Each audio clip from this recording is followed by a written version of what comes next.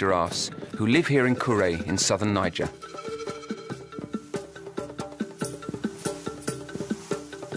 Number 26 is a white giraffe.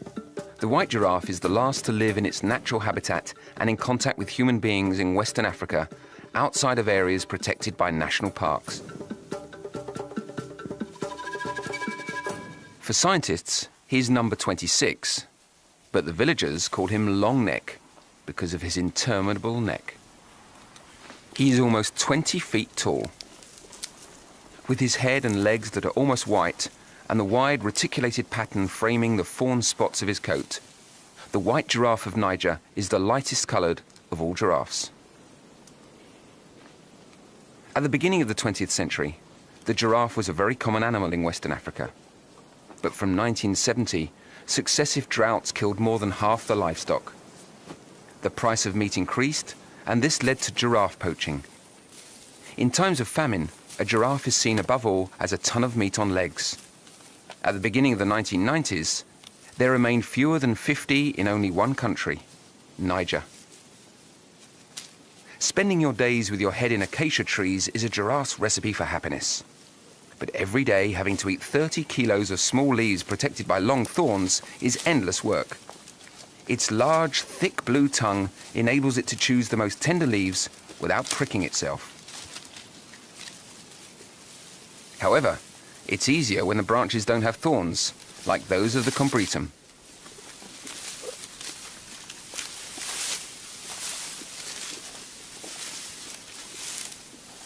Contrary to appearances, the giraffes of the Niger don't live in a desert, but in a territory completely settled by man.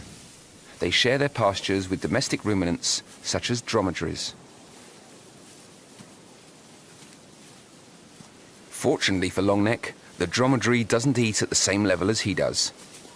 With a height of 6 meters, the giraffe remains unrivaled, which has often saved its life in times of famine.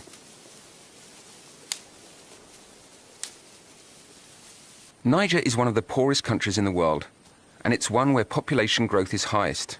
To feed themselves, peasants clear the savanna. The expansion of fields and livestock farming encroaches each year on the giraffe's natural habitat.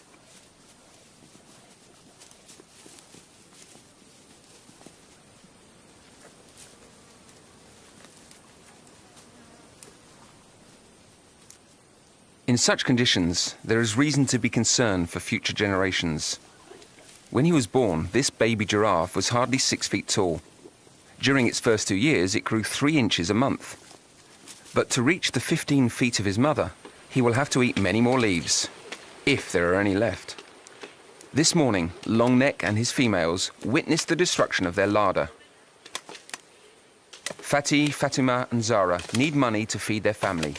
During the dry season, the men go off to work in neighbouring countries, and the women have to manage alone. They come into the bush in search of firewood. In principle, in the areas where the giraffes live, it's forbidden to cut acacias. But there aren't enough wardens to enforce the law, and in southern Niger, wood is the only fuel for cooking. It's impossible to go without it. But with each acacia cut down, a little more of the giraffe's future disappears.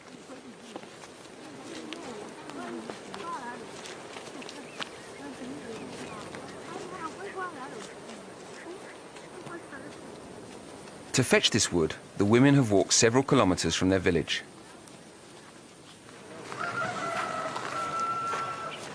It will be sold to merchants set up on the side of the road leading into Niamey, the capital. For each bundle, they will get 24 African francs, about 3 euro cents.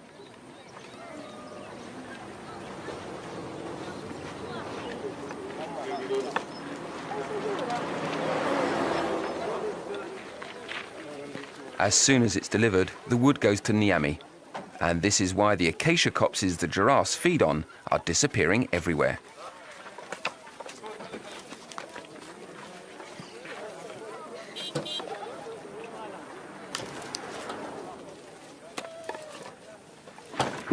There are a few areas being reforested, like this one, but they've been planted only recently. And it takes much more time for an acacia to grow than it does to cut it down. In the meantime, the giraffes need to eat every day.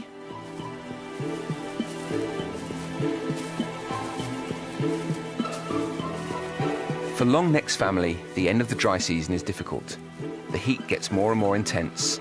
The dehydrated acacia leaves aren't nourishing enough. Water is scarce. When food is scarce, the harem of long neck, the dominant male, is reduced to only 2 females and their young. At the beginning of the month of May, the group has settled in the last area where water is still to be found, the valley of the Dalal Bosso, a fossil tributary of the Niger. It has been a long time since the water of the Dalal reached the big river.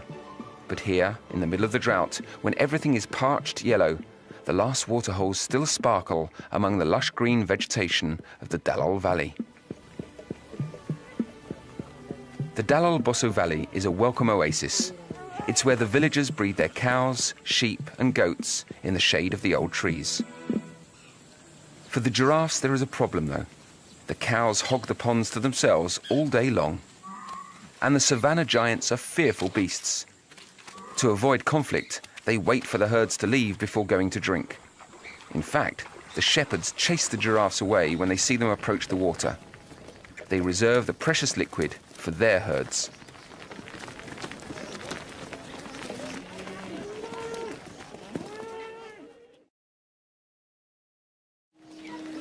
As soon as you leave the heart of the Dalal Valley, the water table sinks lower. Water becomes inaccessible to the giraffes as well as to humans. To water their livestock, the villagers have had to dig wells.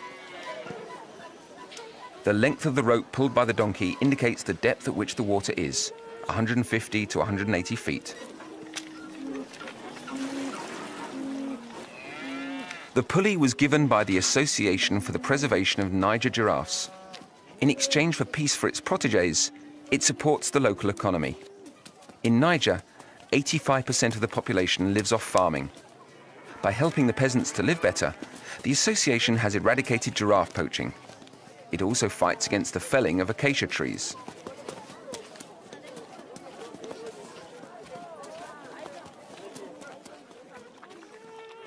The giraffes never come to drink from the wells. They have to find water on their own.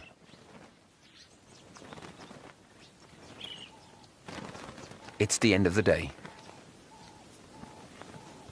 Once again, the temperature almost reached 45 degrees centigrade.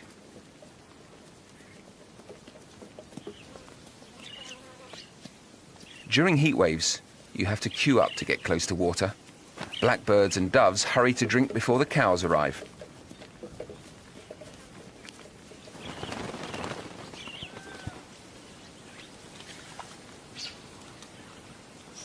In such extreme climatic conditions, a giraffe cannot survive for more than 2 or 3 days without drinking. To reach the nearest watering hole, this female won't hesitate to cross this dirt track. Thirst makes her forget her fear of man.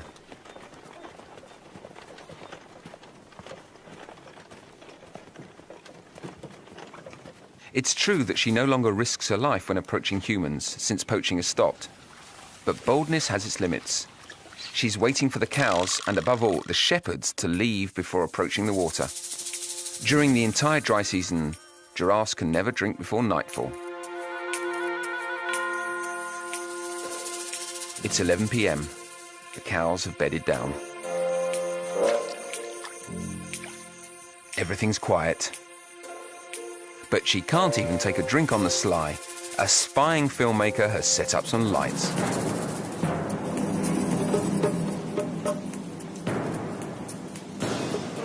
Neither heat nor dust can prevent it. The species must be perpetuated. The giraffe's mating season lasts the whole 12 months of the year. These 2 young males are fighting for the big black eyes of a young female. Only the winner will have the right to court her. Given the beauty of the prize, the fight is merciless.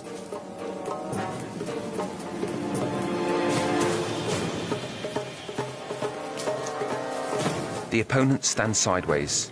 It's the fighting position. Blows with their necks, their shoulders and their heads. No blows are forbidden. The tips of the horns are blunted, but they can still inflict wounds. Worse, the opponents could break their necks. Only 7 vertebrae for such a long neck. That's their weak point. A single vertebra out of place, and that's how one dies for love among giraffes.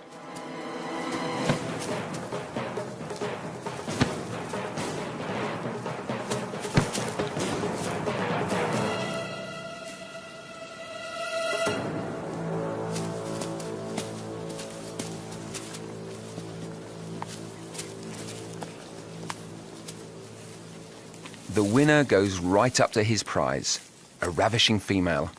Her graceful neck, glossy fawn coat, and silky long eyelashes make her a beauty queen of the savannah.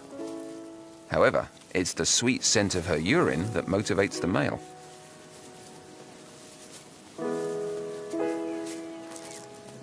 She releases a few drops, just to signal she's receptive. He curls his lip. It's the Flehmen test. They seem to be on the same wavelength, but in the end, it's always she who decides.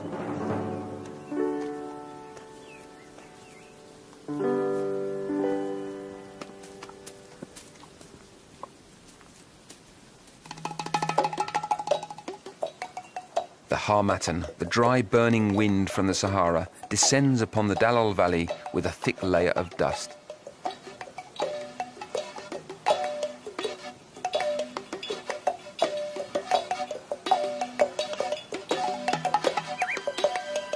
The air is unbreathable, but never mind.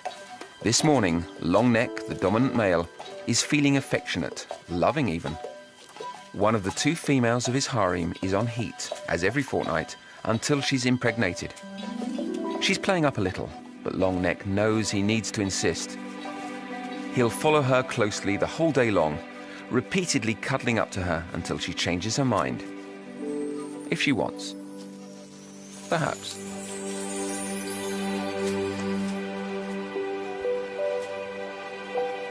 He caresses her. She ruminates.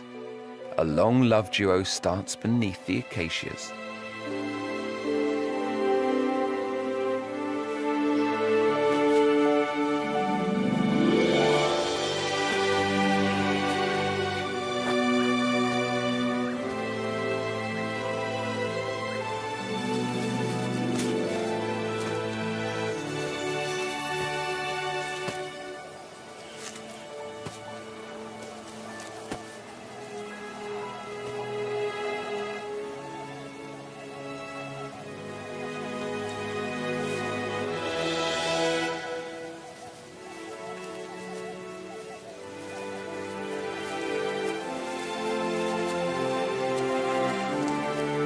Among the giraffes, when you're in love, the females lead you on, far and for a long time.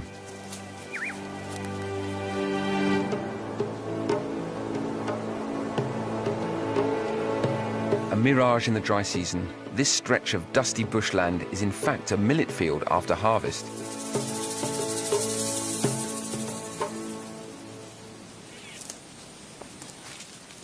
At the end of the month of May, since there's nothing left to eat or to trample on, the giraffes wander through here without bothering anyone.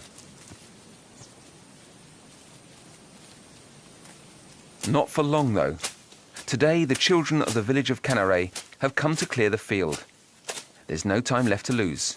In a few weeks, with the first rains, the men who went far away during the dry season will return to plant the millet. The field must be ready for planting. The men will stay with their families in the village until the millet harvest at the end of October, before setting out again.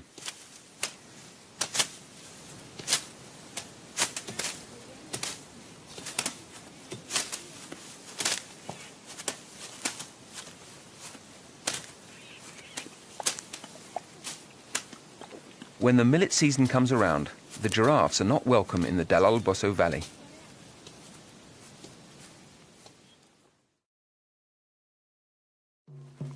The domestic livestock is also asked to pasture elsewhere.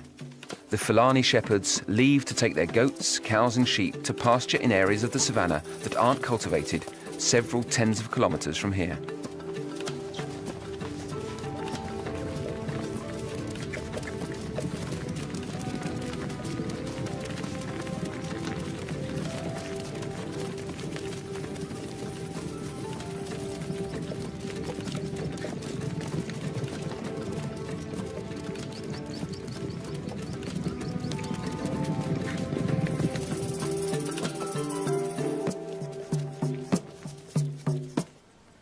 The migration is done in several stages. The young Fulani shepherds set up camps next to their herds. They will remain there several days, the time it takes to graze all the grass before going on to the next place.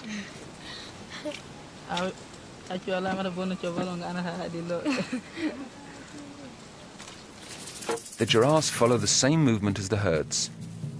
At the end of May, Longneck, the dominant male, gives the signal to depart. His objective? To keep his feet dry.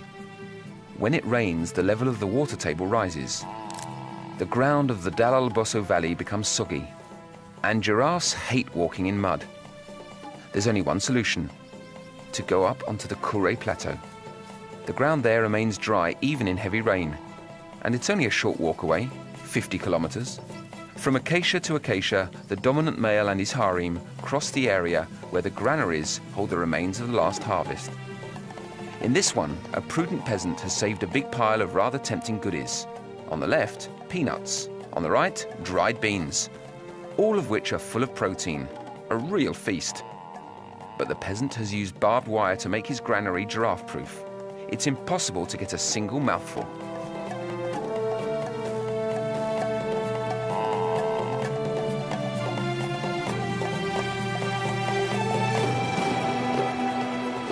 If the giraffes continued their way 100 kilometers to the south, they would reach W National Park, where they would find water, acacias, and peace and quiet all year long. The park is called W because of the meandering shape of the Niger River that crosses it. Many animals live there peacefully: buffalo, Defaso waterbuck, oribi. But W is also the territory of the giraffe's worst predator, the lion. He looks out for his prey from a large rock overlooking the river. This is what he's found is the least tiring. The first antelope to take a drink will be in trouble. The vegetation is dense in W, too dense for the giraffe. Its large size condemns it to living in a more open space. And the giraffe is wary of lions, capable of pouncing on it when it stoops down to drink.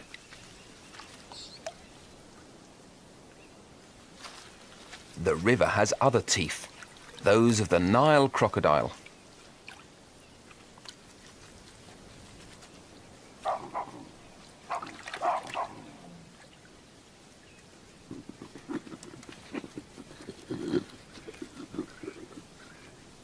If there's no antelope or giraffe, the lion, who is a lazy hunter, will be content with a guinea fowl for dinner.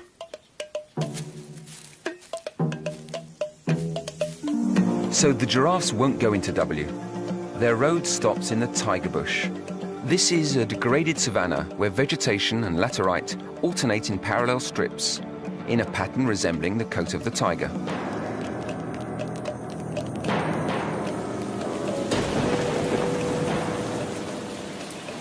At the end of the month of May, heavy rain falls on southern Niger. In a few weeks, the landscape is transformed. There's water everywhere. Everything becomes green again. The rainy season is springtime in the savannah.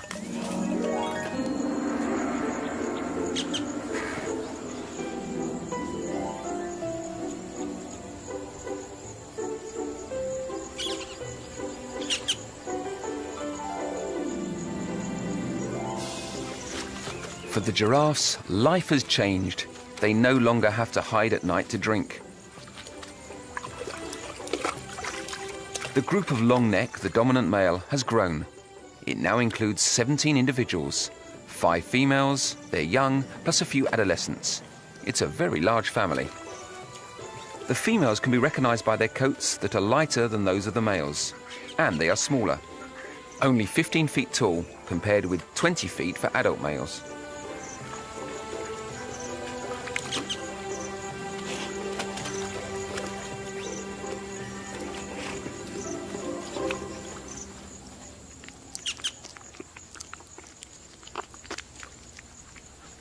The size of the groups increases with the quantity of food available. What's more, giraffes love being in a group, and the larger the group, the more opportunities they have of showing their affection to one another. During the rainy season, the acacias of the tiger bush become covered with tender young shoots. The giraffes make the most of them.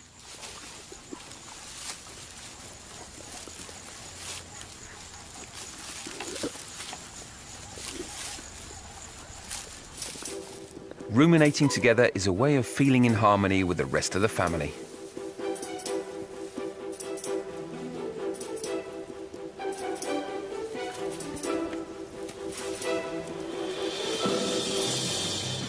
At the end of September, the Dall'Alboso Valley is covered in a mosaic of green.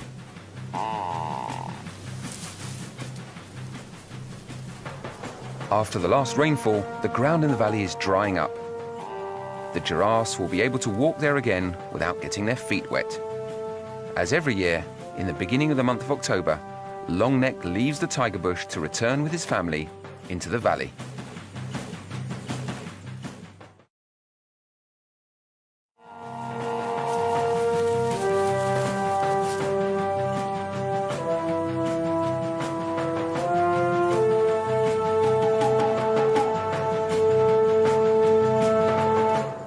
A disaster.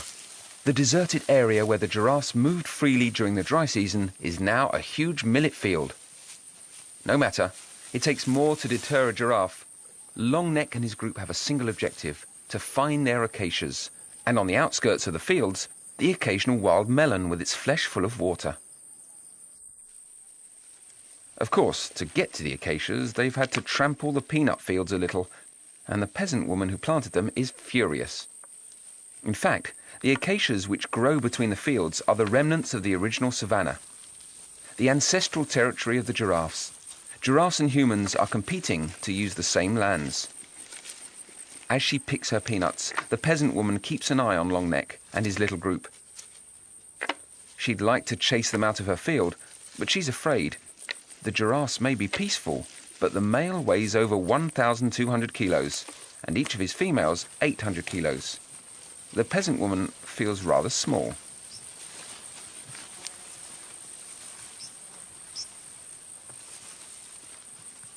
The peanut fields are hemmed in by the millet fields.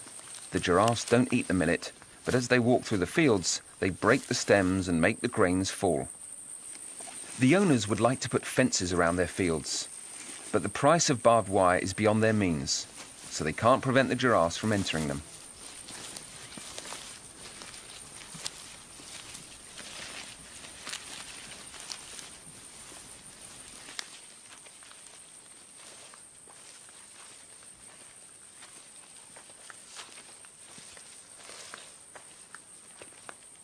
In fact, in the millet fields, what the giraffes are looking for are their favourite dessert.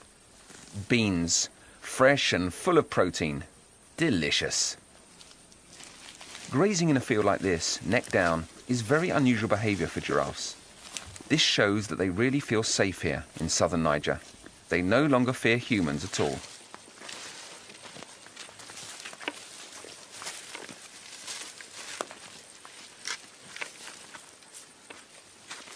Fatih and Balkissa, two women from the village of Tolo, have come to pick the beans they planted in the family field. The giraffes have completely destroyed our field. The women aren't pleased. These giraffes are taking the beans from their children's mouths. Of course, the new millet harvest will soon be here, but it will hardly be enough to provide food for 2 months. It is to complete it that the women plant beans. For them, they're vital.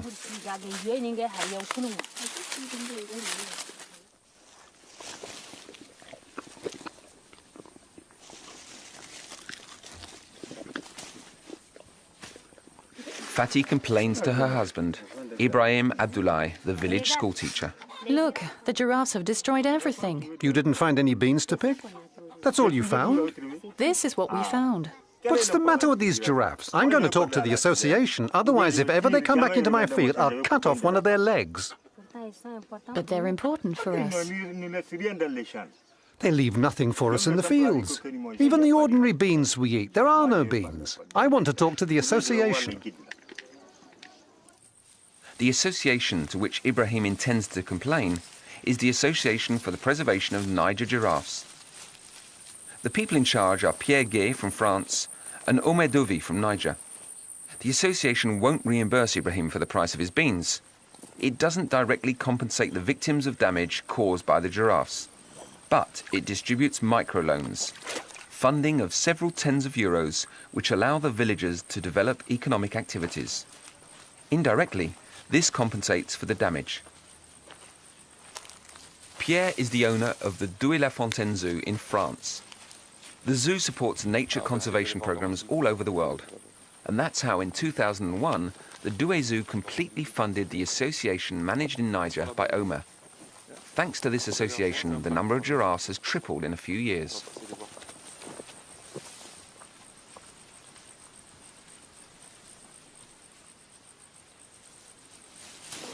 There are constantly new projects to support. This morning, under the palaver tree in Diri Bangu, the subject is the funding of new wells. Omer points out that the credit afforded by the Association for the Preservation of Giraffes is repayable. Bad payers are barred from the list, but this is not the case here. De l'ouvrage. C'est un village qui n'a pas de problème. Dans ton village, il y a parmi tes villages là où on a quitté, toi tu le sais. Donc vraiment.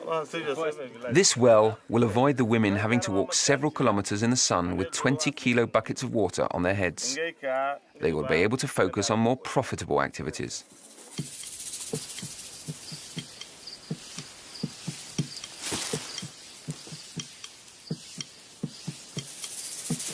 It's noon. Longneck and his family spend the hottest hour of the day ruminating. The acacia provides shade and meals. It truly is the giraffe's best friend.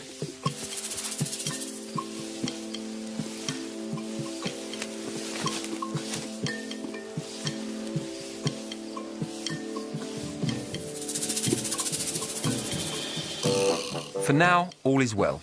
Longneck has successfully returned to the valley of Dalal Bosso. The trees in the area bear enough young shoots, the ones the giraffe eats first. After its passage, the tree will regenerate by growing new buds. That's how the giraffe maintains its natural habitat.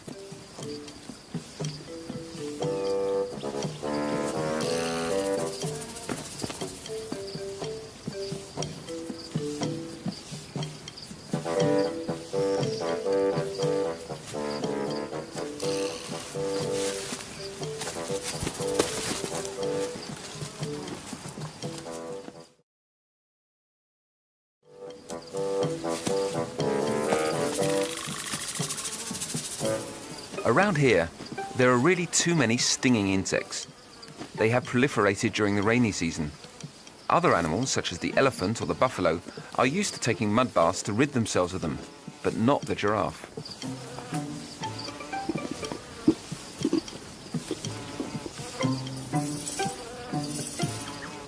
Fortunately, specialized workers come to the rescue. Oxpeckers, birds that live attached to their coats who feed almost exclusively on their parasites.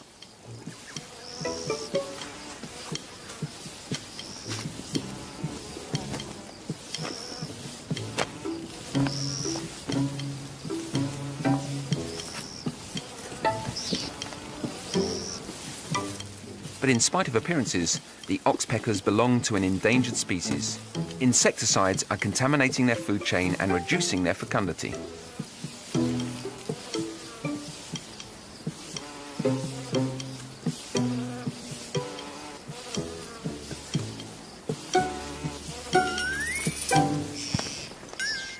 A herd is approaching, another reason for changing acacia.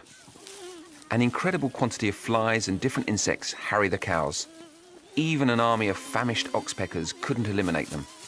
In addition, these herds, badly cared for, carry parasites and diseases, dangerous for giraffes. When the cows arrive, Longneck and his family immediately move away.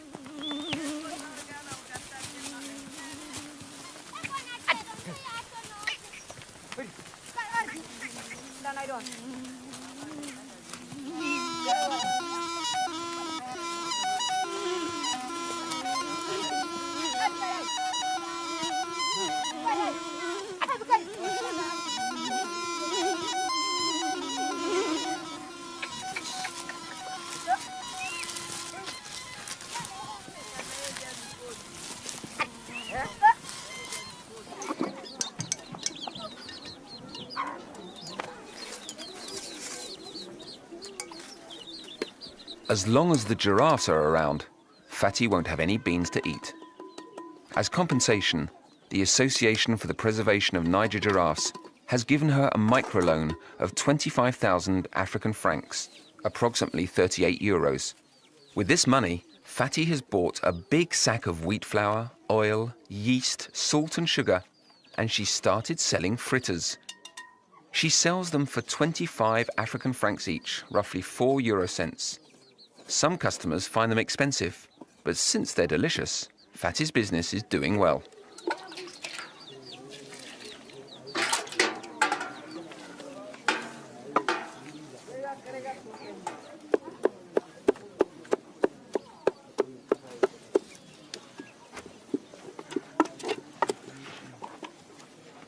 The dough has to rise several hours in the sun. Meanwhile, the young woman pounds peanuts and pimento to make the seasoning for the fritters. She then carefully tidies and cleans her house. Fritter lovers come to buy them at her home, and everything needs to be tidy to receive them. Thanks to these fritters, Fatty's family lives better. In exchange, she lets the giraffes eat the beans in her field.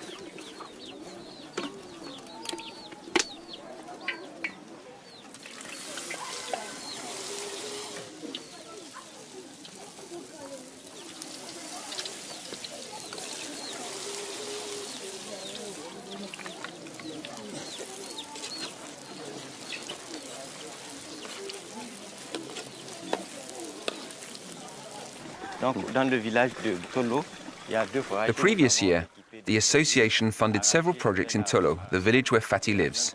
The most spectacular is the well with the pedal mechanism.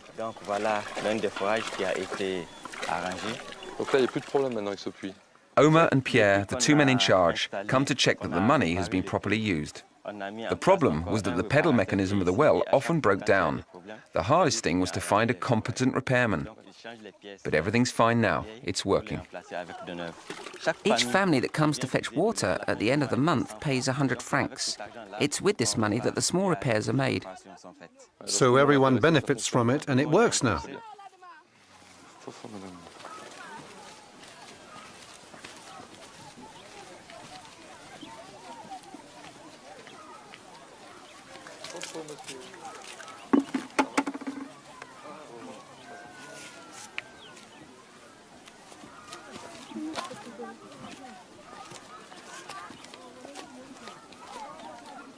Omer and Pierre finished their inspection at Fatty's.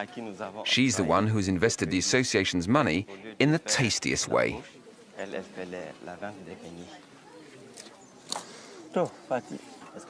Have you made a profit, or are you just doing it like that? With my profits, I've already bought a sheep. So now you're ready to repay the association so the other women can get a loan. Yes. Can we taste the fritters? Oh, yes, you can taste one. What's that then? It's the tutu, spices. For breakfast, it's going to be good. Right, Fatty, I'm going to taste.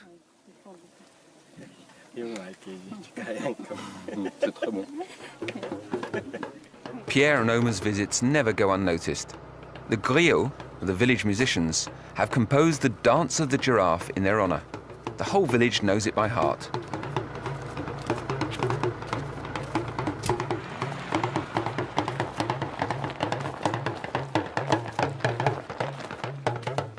The steps of the dance imitate the movements of the giraffes.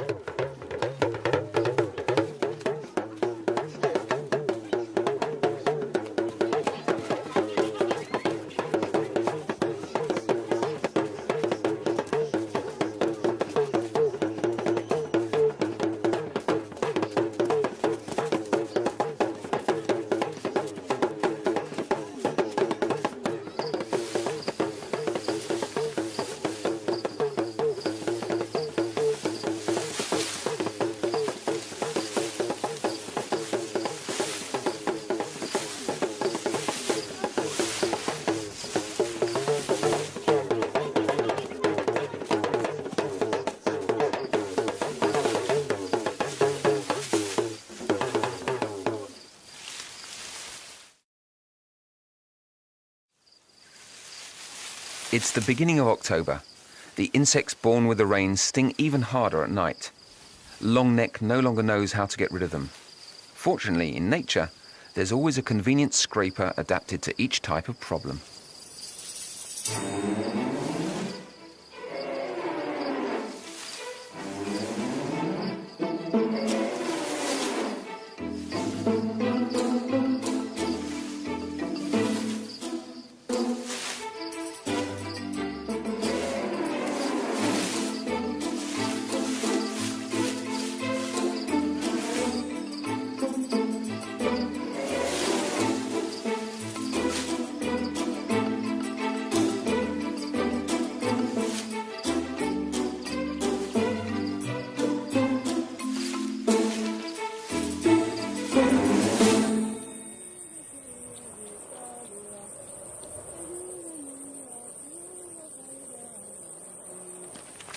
It's the end of the day.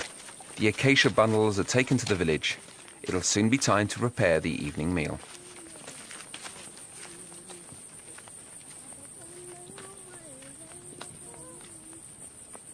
In southern Niger, few villages are supplied with electricity. People live with the sun. And all year round, the sun sets at around 6 p.m.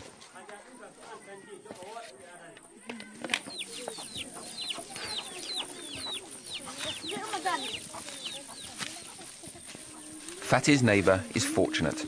The giraffes have left her enough beans to feed her family.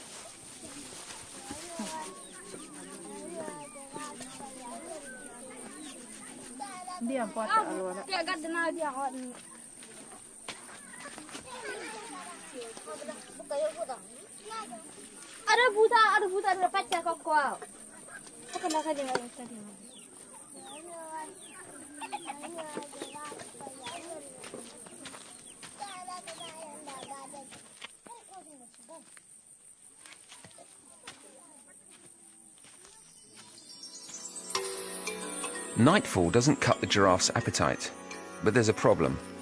In Long Neck's area, the acacias are becoming scarce. There only remain a few old, very tough leaves that aren't at all tasty. In this area, the number of acacias has declined due to wood cutting.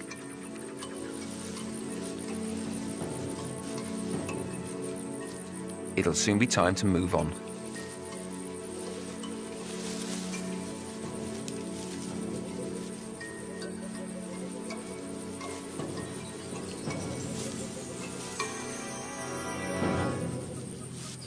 Sunday morning. It's market day in the village of Kodo. Everyone uses the same dirt track. A few humans aren't enough to bother a large group of giraffes, but 17 giants at the same time is impressive for mere human beings. Longneck and his family are also off to market. In the end, it was the acacias they were grazing on that chased them away. In fact, acacias have a secret weapon against giraffes. Above a certain limit of consumption, they secrete a tannin-based toxin, which keeps predators, in other words giraffes, at bay.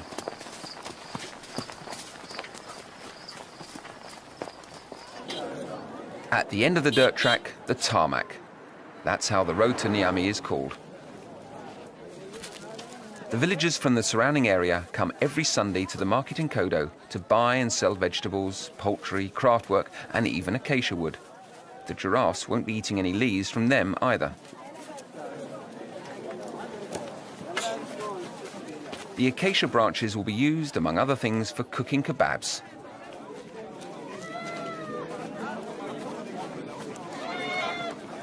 At the market in Kodo, natron can also be found.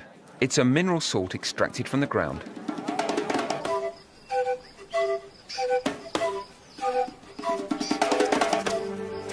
It contains bicarbonate of soda. The shepherds give it to their livestock to help them digest. The giraffes search it out by themselves, mixed in with the soil.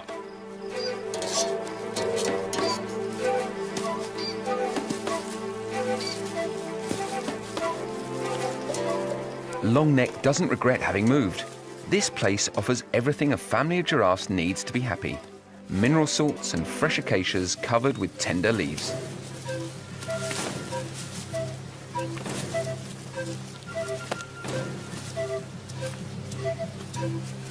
But the dominant male has already found a new cause for concern. Among the young, competition is hotting up. These two youngsters are only just 2.5 and are already fighting to know who is the strongest. They place themselves top to tail. In this position, they don't run the risk of breaking their necks like adults. This is just a friendly joust, but they can seriously wound each other. Calm down, you two, you'll hurt yourselves. Longneck has placed himself between the opponents to separate them. The fight stops immediately. The two youngsters are sheepish. In principle, the hierarchy is often ill-defined within groups of giraffes. But physical strength sometimes seems to be the most persuasive, as in this case.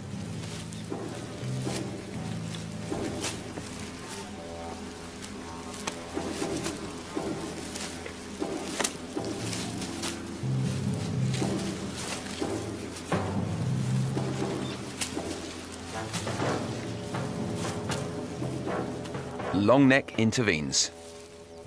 They stop fighting. No discussion is allowed. Peace has been made. Until the next fight.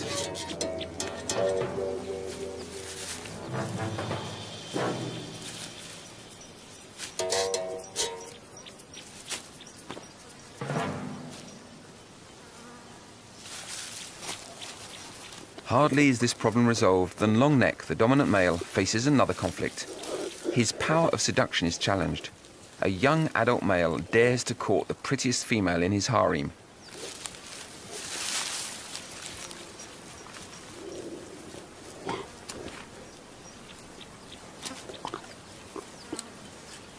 The female is no doubt unavailable.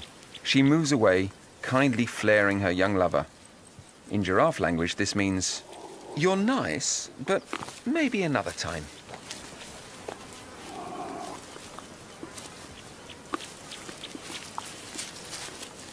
The young male isn't put off. He insists, "I'll follow you until the next acacia."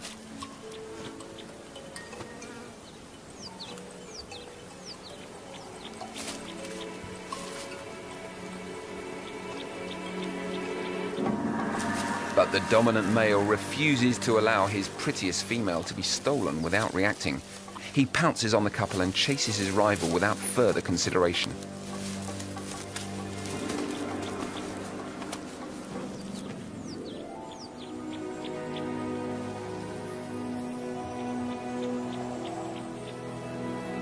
This virile attitude has rather impressed the female.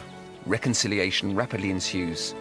"You are the strongest and the most handsome. It's you I love," she explains by affectionately rubbing up to him.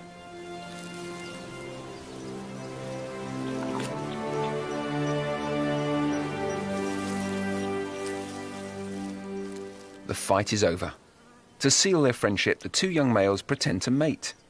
It's a very common game among adolescents, a form of apprenticeship to social relations.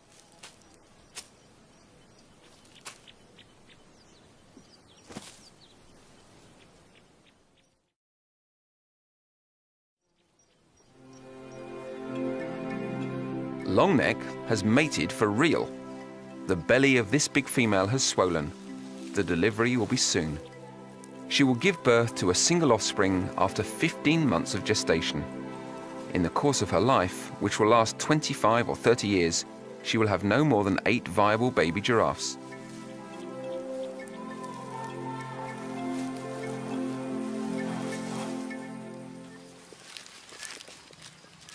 October. The rainy season is far behind. It only lasts from May to the end of September. The millet is ripe. The dromedary has been authorized to graze in the millet field. Normally, it only eats the leaves without touching the ears.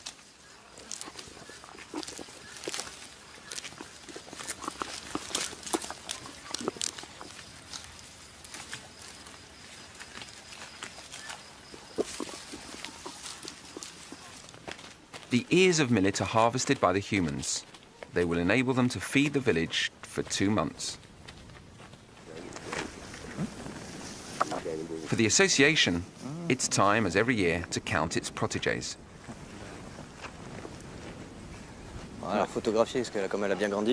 The photos taken in previous years make it possible to recognize each giraffe from one year to the next. Jean-Patrick Seurat, the researcher employed for the counting, has colored on the photos the clearly identifiable markings he has spotted on the coats of each of them. Thanks to the photos from last year, Kimber Ide, the guide, immediately recognized female number 210. She's identifiable thanks to the marking at the base of her neck. It's the one that's colored in the album. The giraffe population has increased again. Captain Zoumari Salifou, in charge of the giraffe unit at the Ministry of the Environment, is satisfied. That's a young giraffe of this year. The protection measures are effective.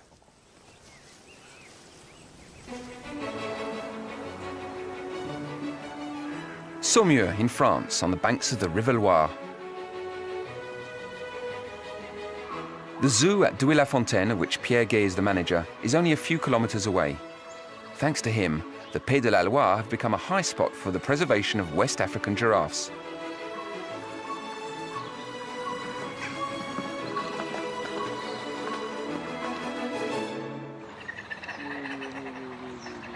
Back from Niger, Pierre is greeted by the siamangs, monkeys from the tropical forest of Malaysia and Sumatra.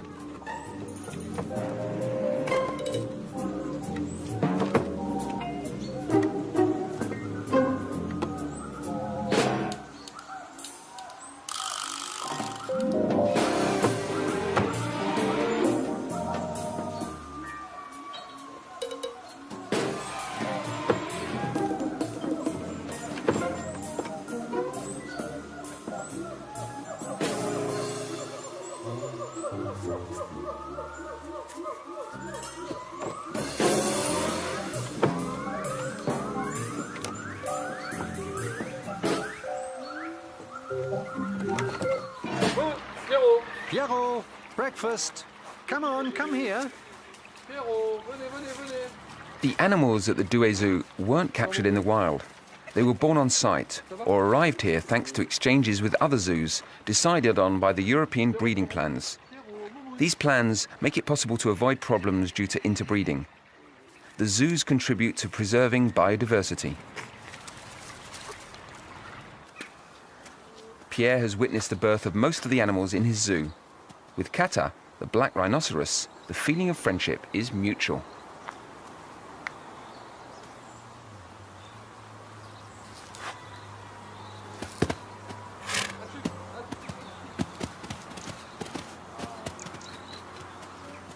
The giraffes of the Douai-la-Fontaine Zoo don't come from Niger.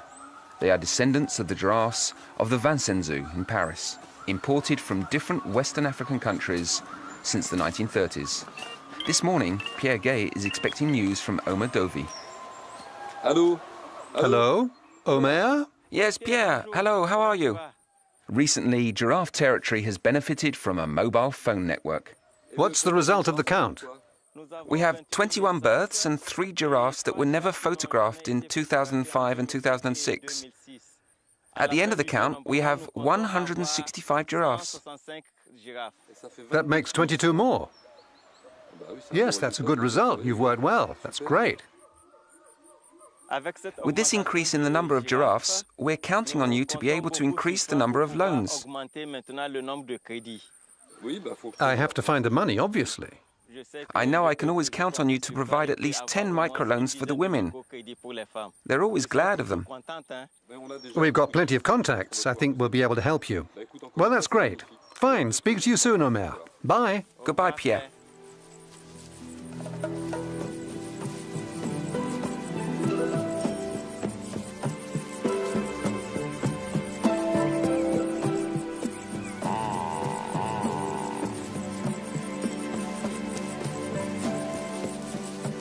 The end of October in the valley of Dalal Bosso. It's the giraffe's favorite season. The acacia leaves are still tender. The beans are growing in the middle of the millet fields. Many young giraffes frolic about under the protection of their mothers. And there will soon be other births. During the last count, the association spotted 40 females in gestation. The last giraffe of Western Africa is doing better and better. The counts are proof of this. The population has tripled in 15 years. It's a perfect example of a successful nature preservation action.